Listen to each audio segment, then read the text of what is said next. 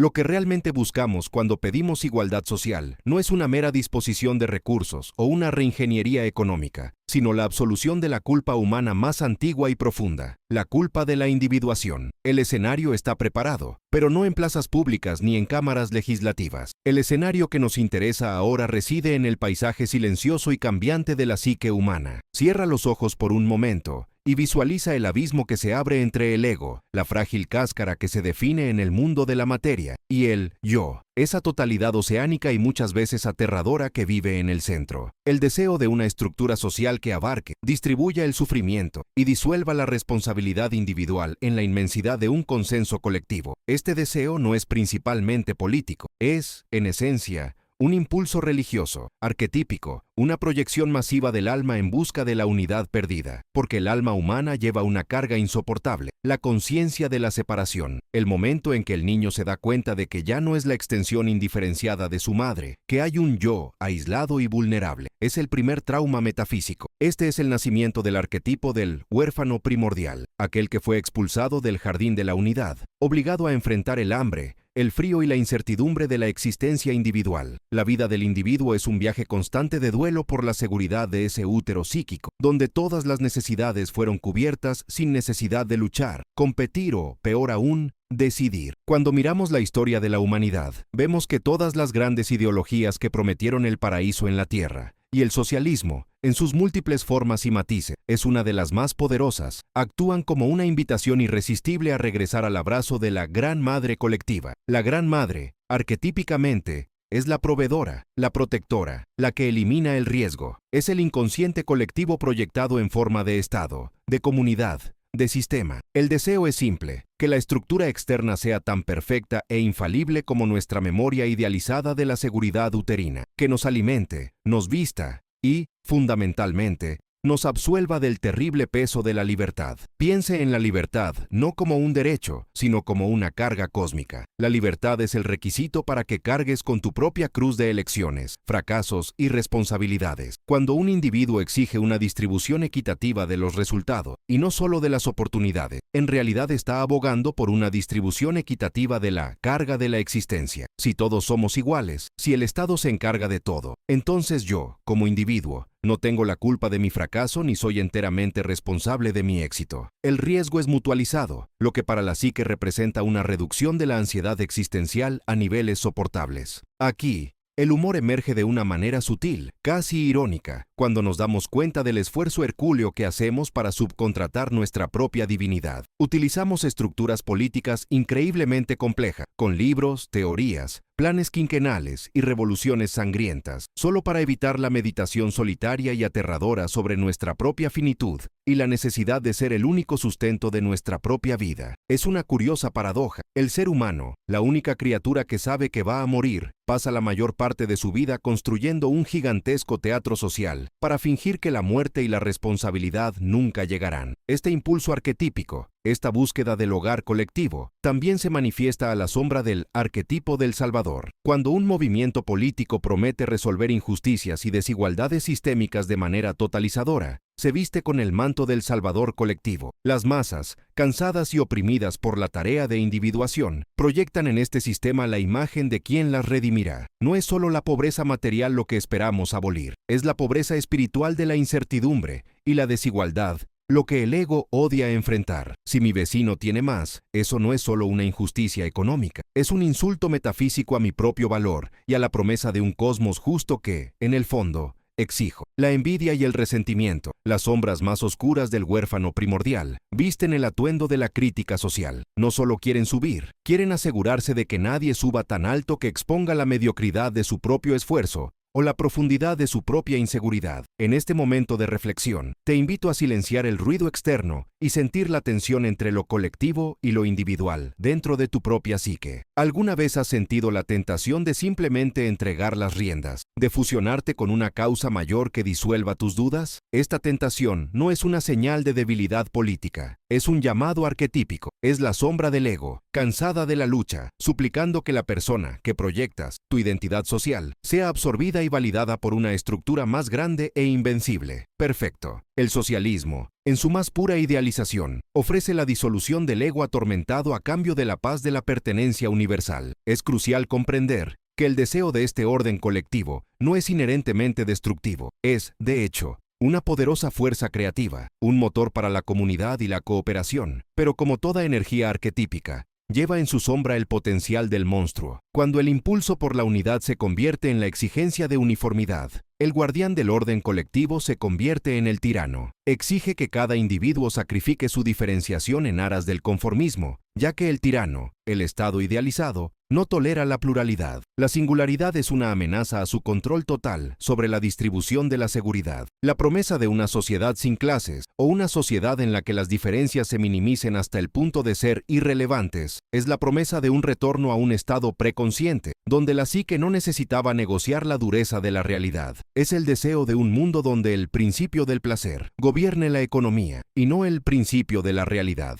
Duro y frío. El principio de realidad requiere trabajo, retrasar la gratificación y aceptar la inevitable desigualdad de dones y destinos. El deseo socialista, en su profundidad arquetípica, busca anular esta crueldad cósmica, estableciendo un nuevo orden donde la realidad se doblegue ante las necesidades emocionales de los seres humanos. El fundamento de nuestra inmersión es este. El fenómeno político es, ante todo, un síntoma de la psique. Las estructuras que construimos en el exterior son solo dramatizaciones de los conflictos que no podemos resolver en el interior. La lucha por un sistema perfecto es la lucha de la sombra contra el yo, del ego contra el abismo. Continuaremos investigando la naturaleza de esta proyección y cómo el arquetipo del héroe se manifiesta y distorsiona en la búsqueda de una utopía colectiva. Hay una fuerza dentro de ti que lo observa todo, y eso es con lo que continuaremos en el próximo momento, donde el alma colectiva se fragmenta, emerge la melancolía del olvido, y el corazón humano comienza a buscar el hogar que, en verdad,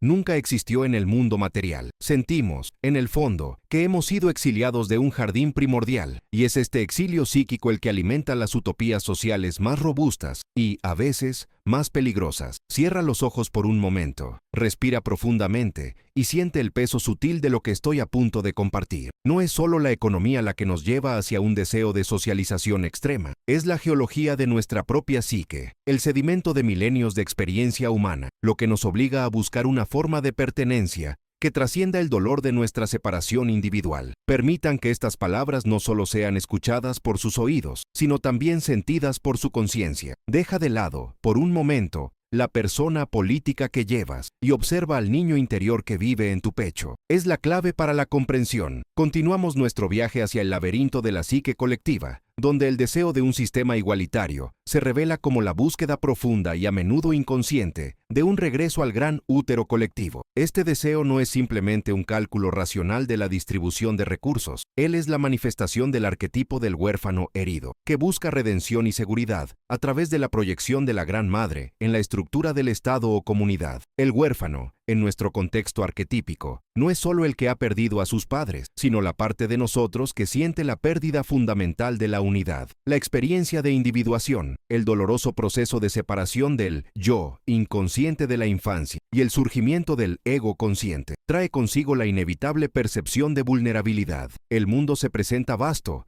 caótico e intrínsecamente injusto. La competencia, inherente a la vida biológica y social, es vista por el huérfano como una amenaza existencial constante. Esta amenaza genera ansiedad y un profundo terror a quedarse atrás, a fracasar, a perecer en la frialdad del desamparo individual. Cuando esta experiencia individual se multiplica por millones, el colectivo huérfano proyecta el anhelo de un retorno. La promesa del socialismo, en su forma más pura e idealizada, actúa como el abrazo prometido de la Magna Mater, la Gran Madre Proveedora. El Estado, o el colectivo perfectamente armonioso, asume la función arquetípica de un útero seguro, donde se satisfacen todas las necesidades, donde la lucha por la supervivencia se mitiga mediante una cuidadosa distribución, y donde la agresión y la codicia, la sombra del individuo, quedan mágicamente contenidas por la vigilancia grupal. Es una invitación hipnótica a renunciar al peso insoportable de la libertad y a la responsabilidad que la acompaña. Nótese la metáfora del peso. La libertad individual es, psicológicamente, una carga hercúlea. Requiere que el ego permanezca firme ante la incertidumbre, que cargue con la culpa del fracaso y la soledad de la elección. Para el colectivo huérfano, esta carga es insoportable. La belleza del ideal socialista reside, paradójicamente, en la promesa de redistribuir no solo la riqueza material, sino también la responsabilidad existencial misma. Si todos somos uno, si el fracaso de uno es el fracaso del sistema, entonces el fracaso individual desaparece, disuelto en el océano de la culpa compartida. Esta es la paz que se ofrece, la abolición de la necesidad de ser un héroe para sobrevivir, permitiéndonos retirarnos a la seguridad de la inocencia perpetua. El arquetipo de la inocencia, que convive con el huérfano, desea ardientemente que el mundo sea bueno, justo y predecible. La compleja y amoral realidad del mundo capitalista o individualista, donde el mérito es falible y el caos inevitable, viola profundamente esta inocencia. La respuesta psicológica no es la aceptación de la tragedia humana, sino el intento de reestructurar la realidad externa para que coincida con el deseo interno de perfección. El socialismo se convierte entonces en un psicopompo político, una guía hacia un reino donde las leyes de la naturaleza humana, la sombra de cada persona, son supuestamente trascendidas por la ley de la intención colectiva. Es esencial reconocer que esta proyección de la Gran Madre al Estado es, en esencia, una regresión. Buscamos un retorno al estado de conciencia prediferenciado. Carl Jung nos enseñó que la conciencia se desarrolla a través de la diferenciación, a través del doloroso corte del cordón umbilical, con el inconsciente colectivo y con la propia madre biológica. El deseo de una sociedad donde el individuo se disuelva armoniosamente en el todo es el deseo de deshacer esta diferenciación. Queremos que la sociedad sea nuestra alma mater, literal, que nos alimente, nos eduque, nos proteja de nosotros mismos y, lo más importante, nos exima de la necesidad de luchar por nuestra propia verdad. El peligro, y aquí es donde se revela la sombra de la utopía, es que esta gran madre proveedora, cuando se proyecta al poder secular, inevitablemente revela su aspecto oscuro, la madre terrible. Para garantizar la seguridad y la igualdad, nutrición y comodidad en el útero, debe ejercer un control absoluto sobre el proceso de individuación. Si estas reflexiones despertaron algo en ti, si la imagen del huérfano buscando el útero colectivo resonó en tu propia experiencia del mundo, deja un me gusta y suscríbete. Aquí caminamos juntos por el territorio profundo de la psique, donde la política es solo el espejo de un drama interior. La madre terrible no puede tolerar la autonomía del ego, el individuo que insiste en su singularidad, su ambición particular, su talento desequilibrado o su riqueza alcanzada a través del riesgo personal es percibido como una amenaza a la integridad del vientre colectivo. La diferenciación se considera egoísmo y la ambición como traición. Por lo tanto, la gran madre proveedora debe, por necesidad arquetípica, convertirse en la guardiana del límite, utilizando la burocracia, la coerción y la estandarización como herramientas para mantener a todos en un estado de dependencia. La búsqueda de la igualdad absoluta, vista a través de la lente arquetípica, no es amor por los demás, sino miedo a la superioridad de los demás. Es el deseo de aplanar la montaña de la excelencia, para que el huérfano de la base no se sienta ofendido por la altura de la cima. La excelencia, el genio,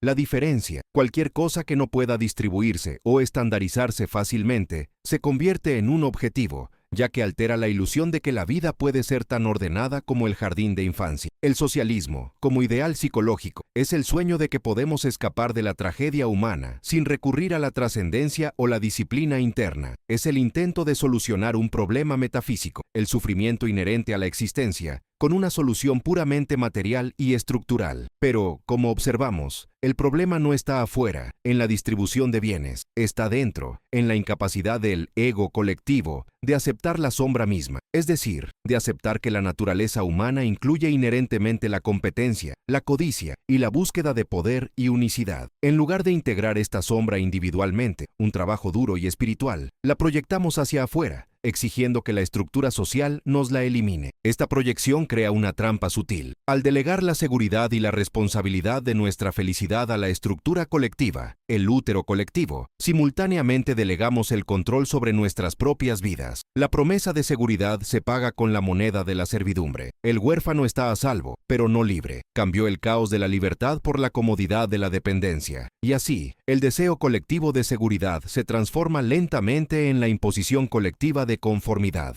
Hay una fuerza dentro de ti que lo observa todo, y es con esto que continuaremos en el siguiente momento, examinando el arquetipo del Salvador que emerge para guiar a este huérfano colectivo. El deseo de construir un palacio perfecto fuera de uno mismo es el síntoma más claro de que el alma ha abandonado su arquitectura interior. La búsqueda de un Edén político, un paraíso terrenal prometido por cualquier sistema ideológico, cualquiera que sea, es, en última instancia, la proyección colectiva de la incapacidad, capacidad humana para aceptar la imperfección inherente a la propia conciencia. Esta no es una crítica de la economía, sino una radiografía de la psique que requiere esa economía. Finalmente hemos alcanzado el umbral de la conclusión, donde la niebla del debate político se disipa, revelando el espejo que siempre ha estado frente a nosotros, la ideología como nuestro mecanismo de defensa más elaborado. Los invito, ahora, a respirar profundamente y permitir que el ruido del mundo se silencie. Dejemos que las voces de la polarización externa se conviertan en un susurro lejano, porque lo que nos concierne reside solo en la vibración interna. No estamos aquí para hablar de estructura de clases o de medios de producción, sino de la economía del alma. Si las partes anteriores exploraron la génesis arquetípica de este anhelo, la sombra de la escasez, el arquetipo del Salvador y la búsqueda del estandarte dorado de una utopía perdida, esta parte final debe confrontar la tragedia de la proyección y la inevitabilidad de la individuación. La gran tensión arquetípica que subyace al deseo socialista es la negativa del individuo a convertirse en el héroe de su propio viaje, prefiriendo proyectar esta tarea titánica en el colectivo. El héroe, en el sentido junguiano, no es quien gana batallas externas, sino quien se atreve a descender a su propia sombra, integrar sus paradojas y regresar con el oro de la experiencia. Este oro es individualidad. Sin embargo, este viaje es arduo, solitario y lleno de riesgos morales. Requiere aceptar la responsabilidad personal por el fracaso, el éxito y, fundamentalmente, la sombra que proyectamos sobre el mundo. ¿Qué es más fácil? ¿Llevar el peso de la propia conciencia o exigir al Estado, el padre arquetípico, que garantice que nadie más pueda fracasar en la misma medida que usted, creando una red de seguridad psicológica que es, en realidad, una jaula de hierro forjada por la mediocridad consensuada? Cuando el yo, el centro organizador de toda la psique, no logra integrarse, se subcontrata. El deseo colectivo de un sistema perfectamente justo y equitativo se convierte en la búsqueda del yo externo. Es el niño arquetípico, el puera eternus de la sociedad, el que se niega a crecer. No quiere el peso de la libertad adulta, que implica desigualdad de esfuerzo y resultado. Exige el regazo de la madre protectora, que, en el contexto social, se manifiesta como el Estado omnipresente. El socialismo, en su expresión puramente psicológica, es la esperanza de que la madurez y la responsabilidad puedan delegarse a una estructura más amplia, permitiendo que el ego individual permanezca en la fase del deseo absoluto. La promesa implícita es, no necesitarás afrontar tu insuficiencia si todos son igualmente insuficientes, o si el sistema compensa todas las insuficiencias. Este deseo de volver a la unidad indiferenciada, al útero colectivo, es la atracción fatal del socialismo. Es una nostalgia inconsciente por el estado anterior al yo, donde la distinción entre yo y otro era fluida, donde la necesidad era inmediatamente satisfecha por la matriz protectora. Pero la vida y la evolución de la conciencia requieren la ruptura de esta unidad, la dolorosa separación del ego para que pueda enfrentar la realidad. La ideología que promete restaurar esta unidad, eliminando la fricción de la competencia y la diferencia, promete, de hecho, la negación de la individuación. Promete la extinción silenciosa del yo a favor de la persona colectiva. El precio de esta subcontratación psicológica